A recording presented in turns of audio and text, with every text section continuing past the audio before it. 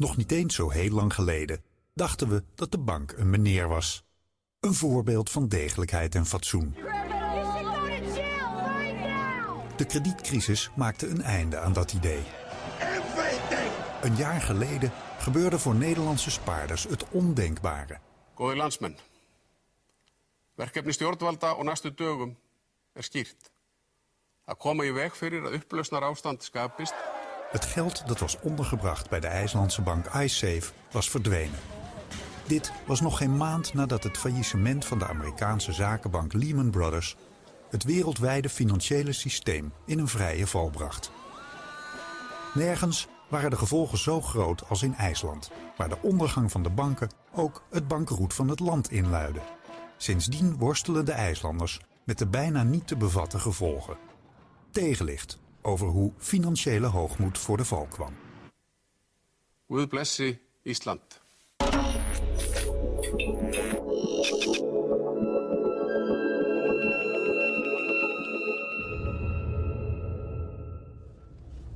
Een jaar na het omvallen van de banken en het uitbreken van de crisis vraagt men zich op IJsland nog altijd af wat er in vredesnaam is gebeurd. Wij gaan op zoek naar antwoorden.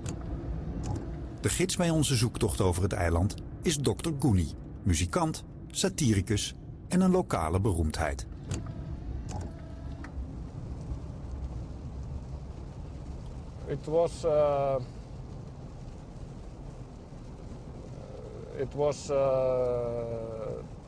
The idea was somehow spread around that Icelandic people were very good investment geniuses, and they could make money out of nothing, and they could buy everything they wanted abroad, and the Vikings, you know, were some kind of super genius people that had much more talent in being bank workers and so on, much more than, you know, Switzerland and whatnot. You somehow lose sight of how the money is made, you know.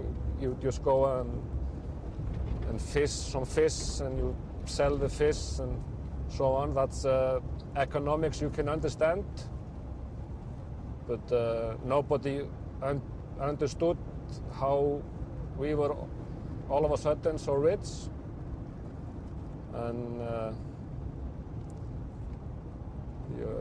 you lose sight of how everything is working. You just, you know,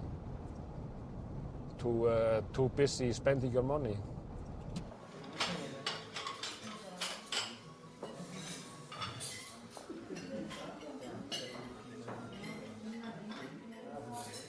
Iceland it's like 300,000 people. It's a family, and sometimes has been like a family of an alcoholic, and everybody keeps quiet, wants to keep quiet. They don't want to disturb the party. It has been like this in the last decade or so, because everything was going so well. And the people that were criticizing, they were seen as spoil sports. I see the crisis as it's all boils down to violence.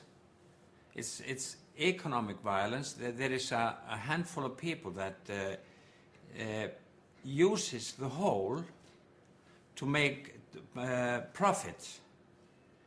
And these same people, they are greedy. They are greedy. They never get enough, and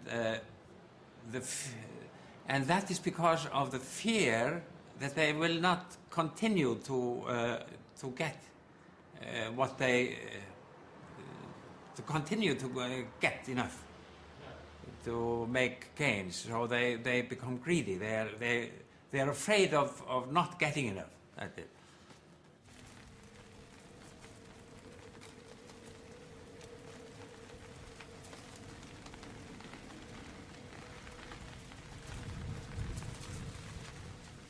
I think they're bankrupt, those constructors who built that. These guys are two constructors. They are not doing very well.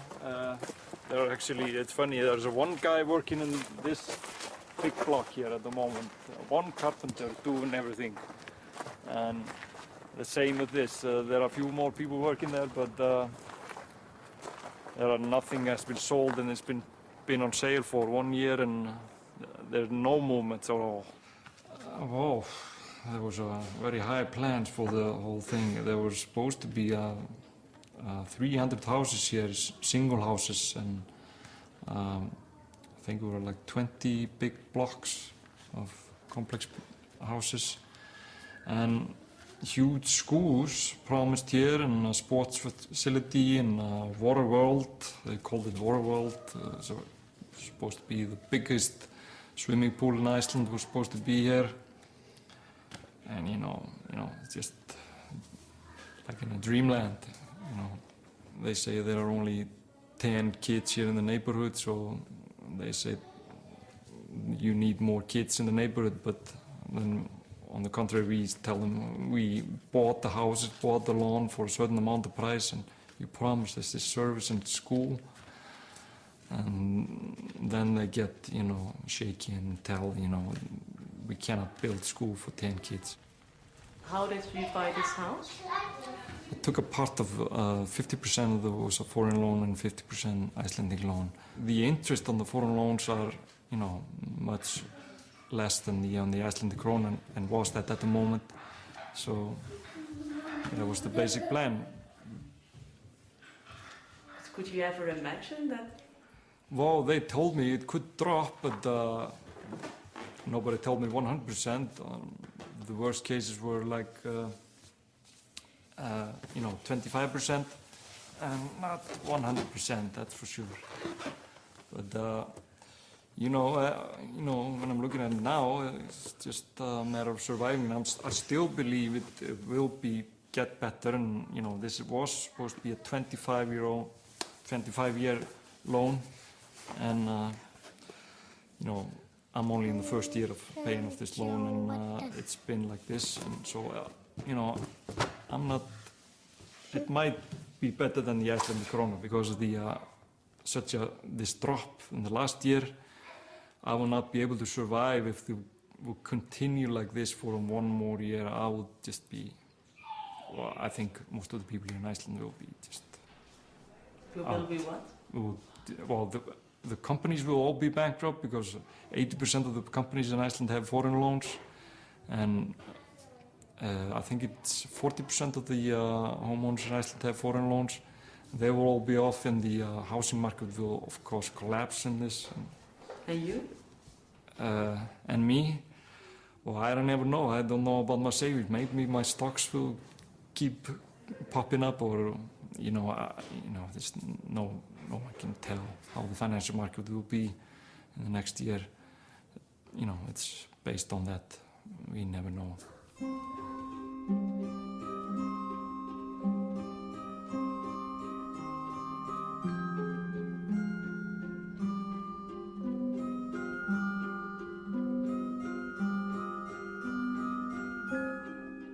By and large, most people don't understand how the economy works. They just see themselves becoming richer and richer and richer. And the economy to them is just some magic black box that generates profits.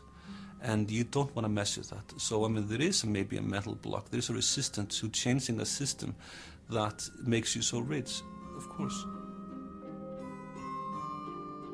What happened is the Icelandic banks started to borrow money internationally and lend it to Icelandic citizens in foreign currency. You had a choice of either borrow domestically at very high rates or borrow internationally. And somebody buying a car could say, I can borrow 20,000 euros to the Icelandic krona, 20% interest, or I can make the same loan in euros, pay 4% interest. And what am I going to do? Of course I'm going to borrow in euros.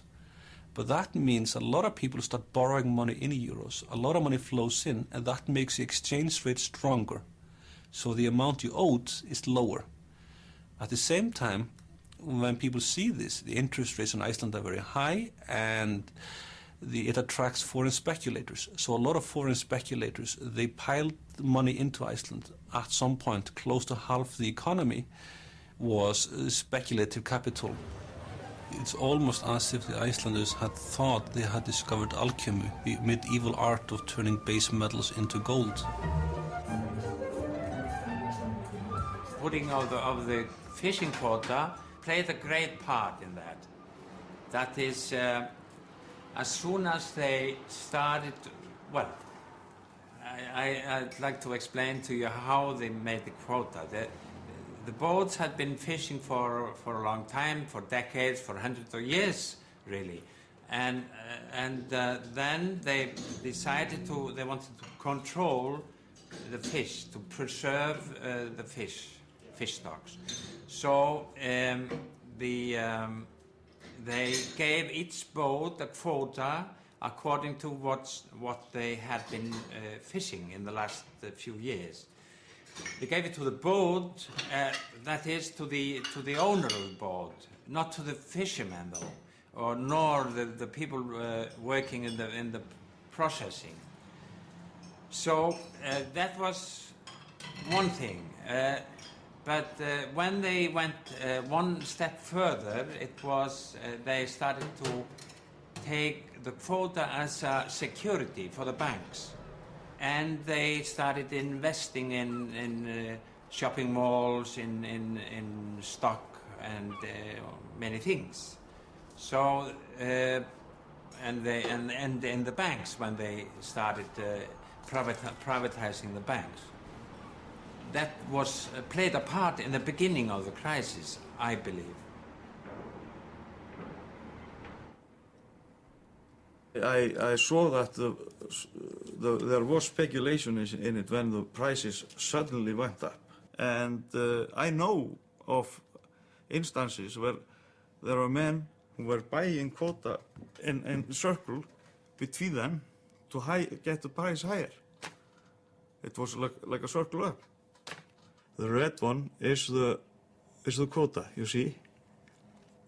When it starts here. Here it comes into the situation that I said no more. I saw some of my colleagues were buying after that, and I was telling them this is too high. They didn't stop, and those guys are in trouble now. This is the stock market. This is 2003 or before. This is starts last part of 2003 to go up. And the prices of the stocks go up like this. Everyone said fishing and farming is the old time. Now everyone says fishing and farming is the new time. It changes very rapidly, you see. Everybody was all of a sudden driving a black Range Rover. Like everybody had suddenly changed into a drug dealer because abroad, those cars are mostly used by drug dealers. If you see a black Range Rover, it's probably full of drug dealers. But in Iceland, it became a status symbol.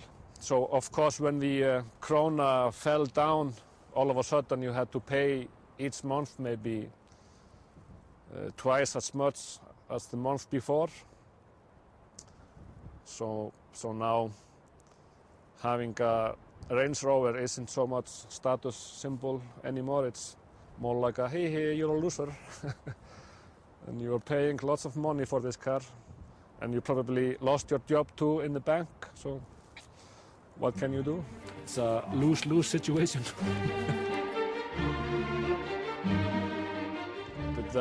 But the tales of burning Range Rovers are just an urban myth, I think, urban legend. Everybody was saying that they were Range Rovers in flames all over town, but that's just a myth. It hasn't happened for real.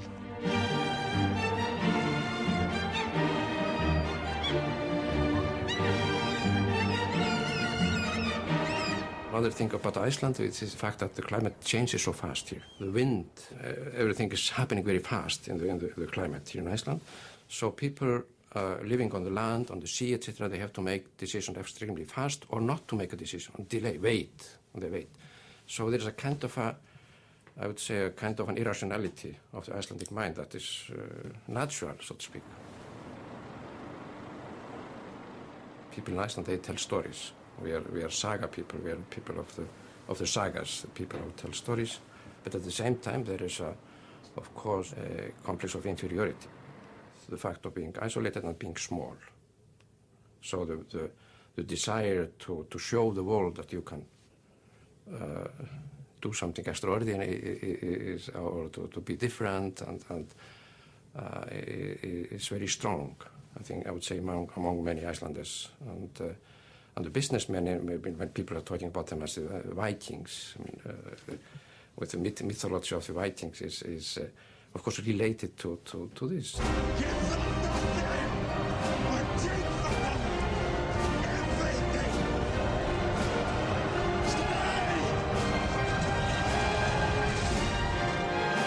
I believe that the nature and this fact affects the sensitivity, the way of thinking of the people, which are very, in a way naive, and naive not in the negative sense, but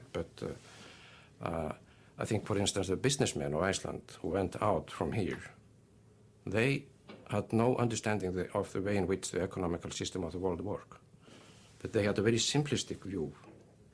And therefore they could act as they did, because they did not complicate, they did not try to argue and complicate things for them.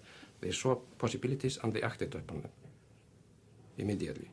The Icelanders decided that their future lay in international banking. And they allowed the banks to grow to the size of 10 times the economy. That by itself is not a problem. Countries like Luxembourg, Switzerland, the UK, and even the Netherlands have very large banks.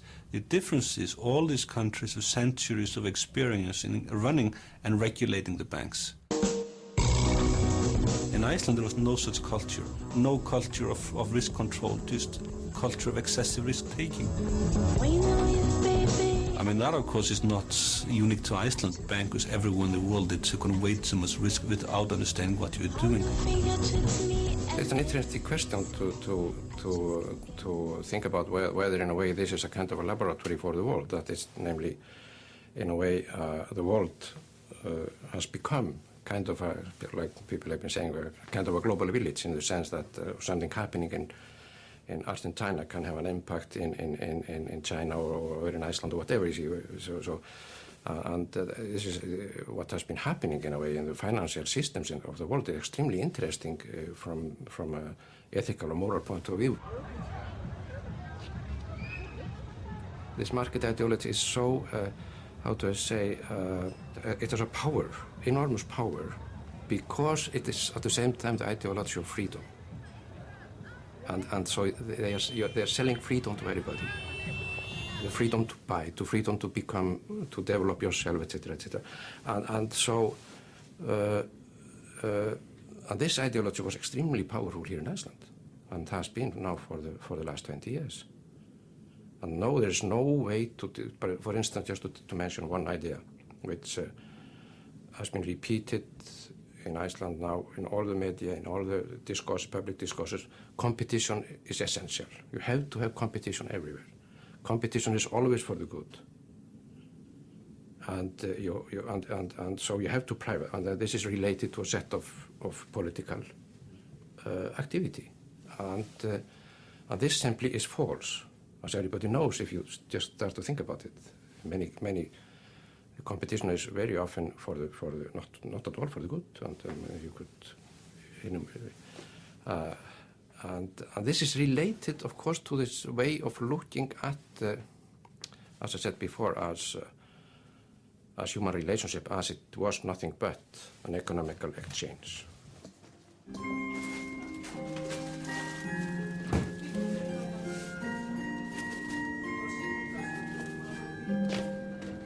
What I have been seeing, especially with like the men like 55, 60 years old who was losing their job for the first time in their whole life. They are coming here and they are really, really ashamed of it to have to be coming, to ask for help for food or ask her to pay the medicine or something like that. They are both angry and maybe they is coming here and very angry, or after 5-10 minutes they start to cry. So people are very ashamed to have to ask for help like that.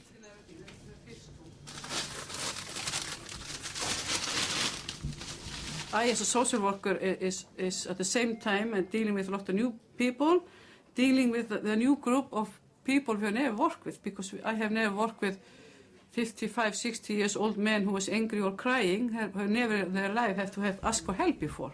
That is something new, and they don't teach that in school.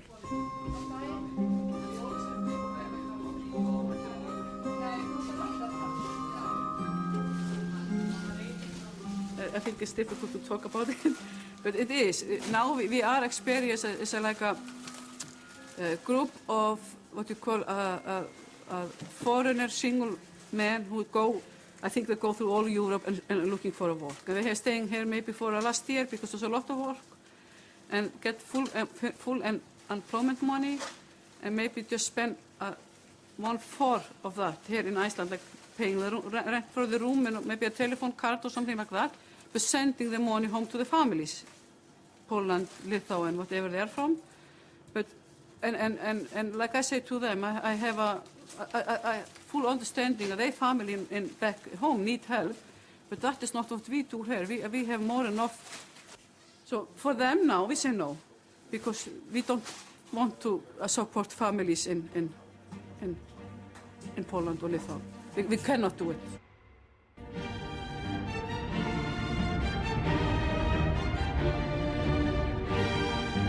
There have been various, ideas about like saviors and about, who can save Iceland. 2 weeks ago, the popular director David Lynch was here. I don't know if you knew of that.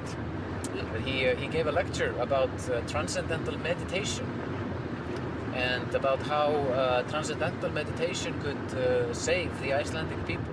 The transcendental meditation, movement knows Iceland is in, tough shape right now. So you work with way more happiness, ideas flow more freely, relationships improve, the world looks brighter and better, you have more energy, fatigue lifts away. It's so beautiful for the human being.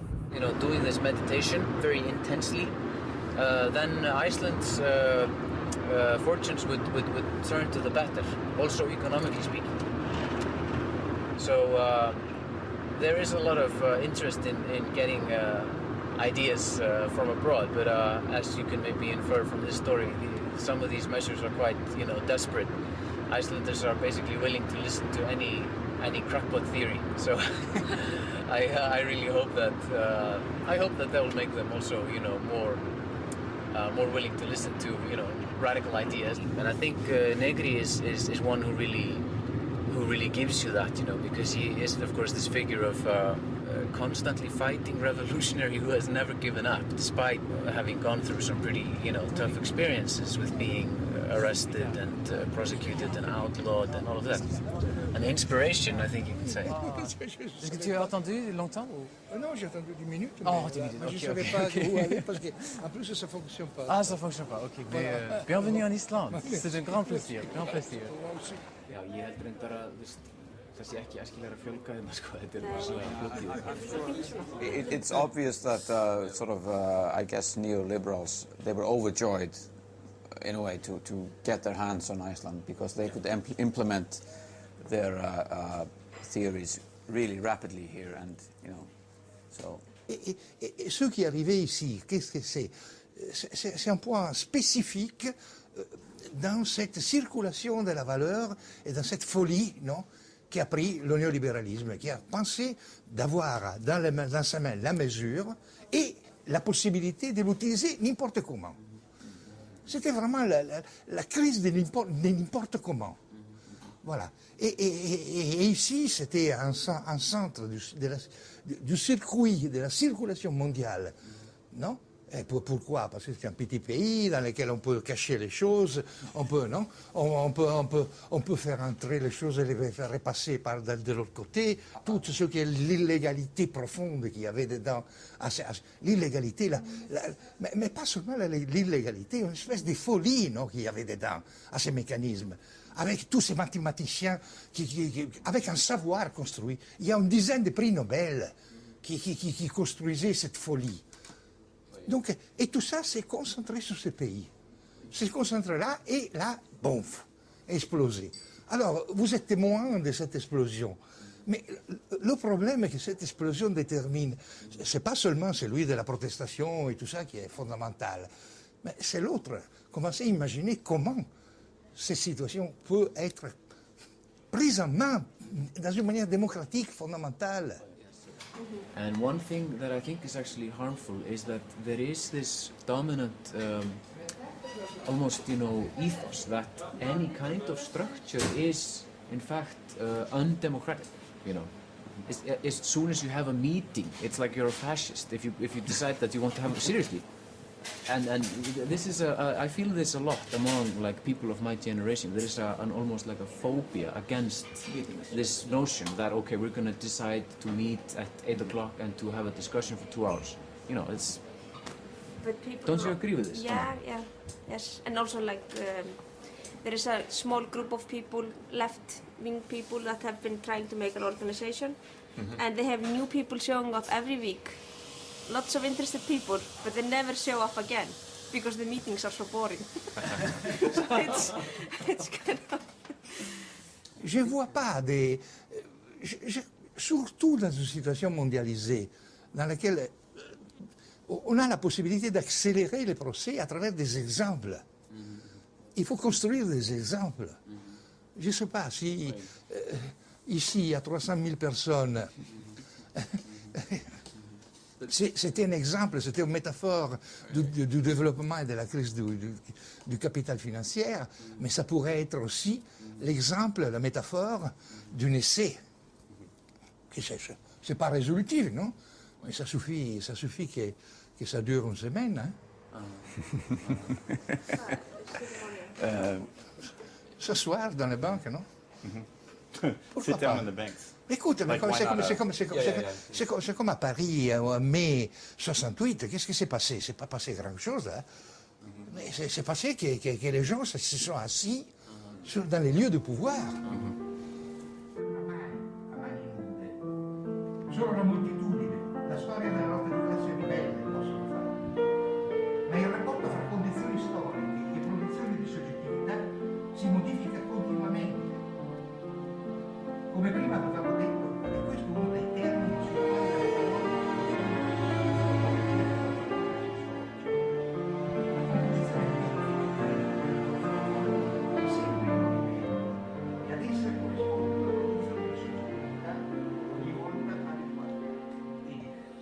una composizione politica che deve ritrovare nelle sue condizioni storiche forme concrete di espressione e desiderio di ora, la produzione di soggettività, la nuova composizione politica possono anche anticipare le condizioni storiche e sociali dentro le quali il processo rivoluzionario si costruisce. Second point I want to make is that we have now a crisis of a male culture, and I'm amazed that you don't mention it in your book. The what culture? Of a male culture. Women own 1 to 2% of the wealth of the world. Women own 1% of land of the world. Women earn 11% of the wages of the world, and you do not mention this, and it bothers me tremendously.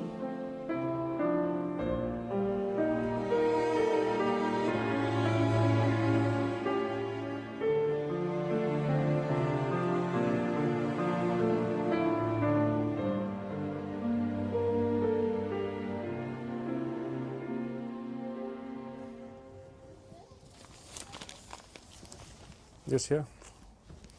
Who's that? It's Ólafur Ólafsson. Yeah. One of the guilty ones. Several people suspected of criminal activities, including this one, the guilty rich guy. He is going down. Perhaps the first sign that something was amiss is probably in November 2005. Just remember, almost 2 years before the global crisis. And Iceland experienced a mini crisis in February 2006, which really should have served as a warning sign to the banks and to the government that something was seriously wrong. First, it was the international rating agencies that were warning the governments, and I suspect, without knowing it, that the government got private warnings from international bodies.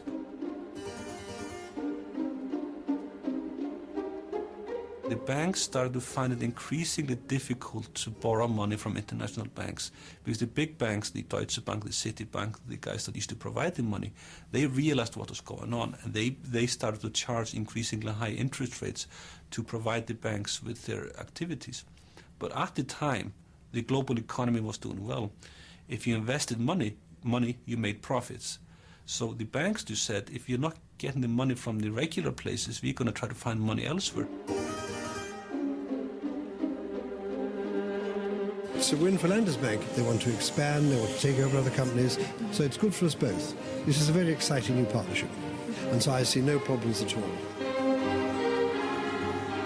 Afmæli á þessari öld. So Landsbanki decided to open up a branch in London under the name of iSafe. That branch was regulated and insured by the Icelandic government.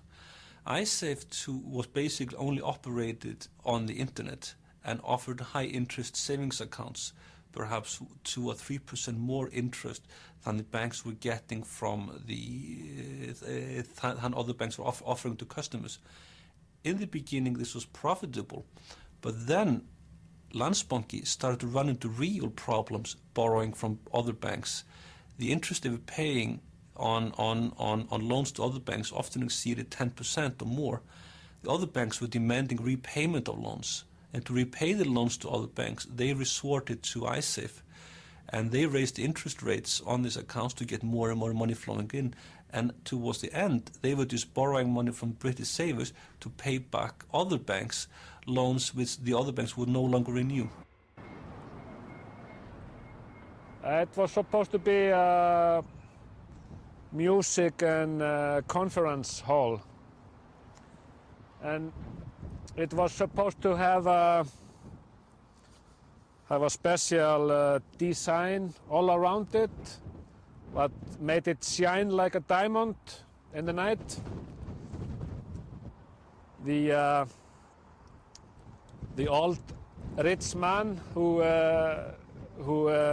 thought this up, he's not so rich anymore, and so the government and the city of Reykjavik have taken over the building process.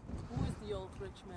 He is called Björgólfur Guðmundsson, and he was the owner of the National Bank with his son, and they got rich making beer in Russia. And they owned the National Bank, and they had lots of money, and got on the richest man in the world list of the magazine Forbes, which was a very happy day for Iceland when he got on the list. I think he was number 200 and something. Everybody in Iceland was very proud that day when he came in the magazine. We have one of the richest men in the world. I suspect, without proper confirmation, that the UK authorities were increasingly concerned. They were looking at iSafe. They realized that iSafe was highly risky. They were exposing UK deposit holders to a lot of risk. And I suspect the UK authorities increasingly put pressure on Landsbanki not to raise more money within the UK. And now that meant they had increasing demands on money because they were suffering real difficulties abroad. Other banks were demanding repayment, and they were frantically looking for a jurisdiction with a lot of wealthy deposit holders where they might not know what they were up to. And they happened to choose the Netherlands. He was quite beloved by his fellow Icelanders because he was very visible. You could see him walking around downtown saying hello to everybody, and he had special kinds of clothes. He was always he sort of dressed a little bit like a pimp from Berlin in 1936 or something, like a pinstriped suit and with a maybe pink bow tie. And he was kind of like in the Donald Duck cartoons, this rich duck, Joachim Duck maybe. He was kind of like him, walking around downtown saying hello. In the first part of 2008, anybody spending 10 minutes on Google would have found out that Landsbanki, the parent bank of ISAF, was unstable. So anybody doing the minimum amount of due diligence would have realized that this was not exactly something good to invest in. The central bank or the Dutch National Bank would have had access to all this information, would have had access to private information. And they should have realized that the reason why ISAF was opening up in the Netherlands is because they could no longer expand in the UK. And they were opening up in the Netherlands because of the real difficulties they were facing attracting money. The Dutch central banker Wellink never warned any Dutch citizen. Either the Dutch central bank did not know what they were doing, or they chose not to warn the people. Nobody seems to know what happens to Björgólfur Guðmundsson, and he doesn't know himself, I think. The son has been recently spotted in some party in Cannes, where he was partying with some rich people. So we still have some hope that he is rich. When you see a dead body with a knife in the back, you are allowed to say this is probably a murder. I think that the Icelandic people were not even allowed to formulate for themselves that there had been criminal activities, criminal interference, and that this had to be investigated. So I think that was why they liked to see me there. Everybody knows what happened, that one day it was not possible for the banks to get a refinancing. That started with Landsbanki. And not getting the refinancing, they were nationalized. And when Landsbanki was nationalized, the other banks were in very severe trouble. And the British used the anti-terrorist laws to freeze all the Icelandic assets in the country. So that was a very dramatic decision. On the 6th of October, all of a sudden it was year zero. It was a broadcast on national television. I think it was a Monday at 4 o'clock. And he said, you know, we are going down in a whirlwind of we're going down. If we don't do something now, we will just, you know, go down and to the bottom of hell or something. God bless Iceland. Góðir landsmenn, verkefni stjórnvalda á næstu dögum skýrt. Að koma í veg fyrir að upplausnar ástand skapist ef íslensku bankarnir verða óstarfhæfir að einhverju leyti. Til þess hafa stjórnvöld margvísleg úrræði og þeim verður beitt. Á hinum pólitíska vettvangi jafnt sem annar staðar mikilvægt að slíðra sverðin við þessar aðstæður. Miklu skiptir að við sýnum bæði stillingu og yfirvegun þá erfiðu daga sem nú fara í hönd, látum ekki hugfallast og styðjum hvert annað með ráðum og dáð. Á þann hátt, með íslenska bjartsýni, æðruleysi og samstöðu af vopni, munum við standa storminn af okkur. Guð blessi Ísland. People discovered that they could not trust the authorities. the public authorities, and even that the public authorities had been lying. And this has been in a way confirmed. So I would say that that in a sense the crisis, which of course is a financial crisis, which first of all starts to have an immediate impact on the economical affairs of the country, in a way had a very important and deep political meaning. And this meaning is this discovery that the state was not really functioning the way it should have been. And it is of course it's related to the fact that that the state authorities been really instrumental in building up this financial system, this building up of the privatization of the bank, privatization of many other companies, as well as the weakening, systematic weakening of the public institutions.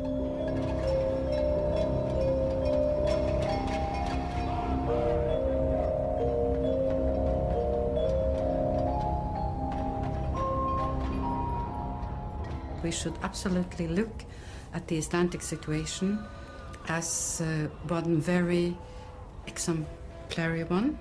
And this is also why I don't like the reaction of the international community.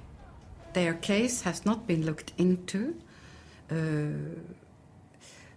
very objectively, trying to find solutions, how to go on, how can we avoid the Icelandic economy to slow down totally, and what are the responsibilities really? I think that due to the European directives, the place of London had the responsibility to ensure that the control of the banks that operated within their territory should be as good as in England. And when you know that Icelandic Central Bank in 2007 wrote that the Icelandic government was not putting guarantees for their banks, that they were private banks, they were not heard. And I think that the rating agencies did not do their jobs. They relied on the fact that they were too big the banks were too big to fail, and that the Icelandic government would be there to pay. Er is veel onzekerheid gerezen onder Nederlandse spaarders met tegoeden bij de IJslandse bank iSafe. En ik wil al deze spaarders bij iSafe duidelijk maken dat hun gelden tot een bedrag van €100.000 verzekerd zijn. We are taking legal action against the Icelandic authorities to recover the money lost to people who deposited in UK branches of its banks. The Chancellor is saying today that he will stand behind the deposits of these customers. We are showing by our actions that we stand by people who save in Britain. Today, to see that the Icelandic people has inherited the debt of these banks, I think that people are not thinking over it by obliging them. And this is really obliging them, because Barroso says you will never become a member of the European Parliament unless you sign the Gordon Brown's request for the iSafe indemnisation. And they are playing along with the monetary fund. That was what Gordon Brown said himself. We are looking into this with the monetary fund. And the monetary fund said, we will not give you the help you need unless you sign. And when you know that there was a limitation within the European regulations for €20,000 per deposit, and that Gordon Brown chose to pay 100%, and that this charge is now on 320,000 people, having each €100,000. And when you know that they are a member of the European Economic Unit, and they are allowed to move around, they are not serf.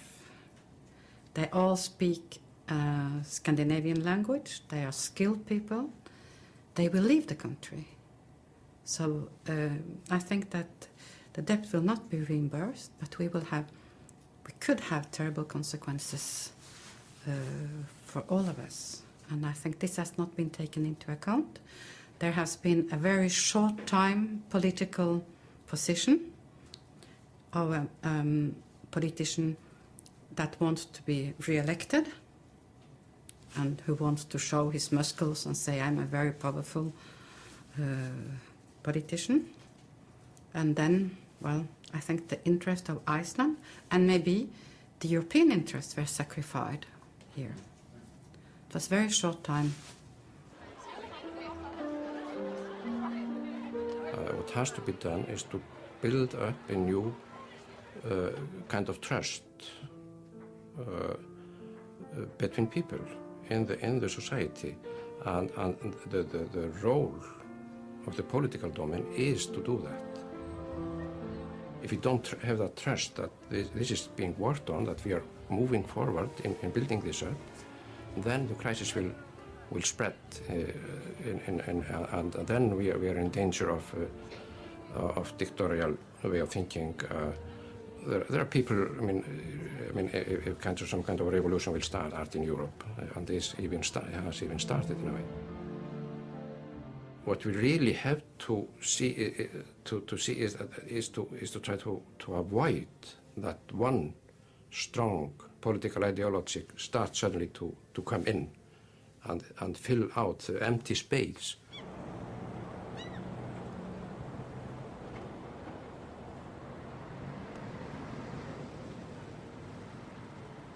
We've been shooting a commercial on the ship and around the ship for the container company, Eimskip. It is for one of the biggest companies in Iceland, but it's been a really small commercial, very small crew, and there are no helicopter shots. It's not about the captain or the big shots or the glamour of things. It's about the working man, and that we hope he survives. It goes sort of back to these old Icelandic sailors and this hoping for a safe arrival back from the seas.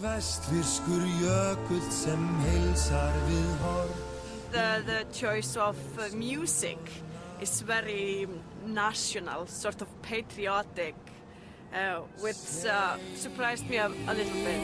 Velkomin heim, segir velkomin heim, þau verma hin fögru orð.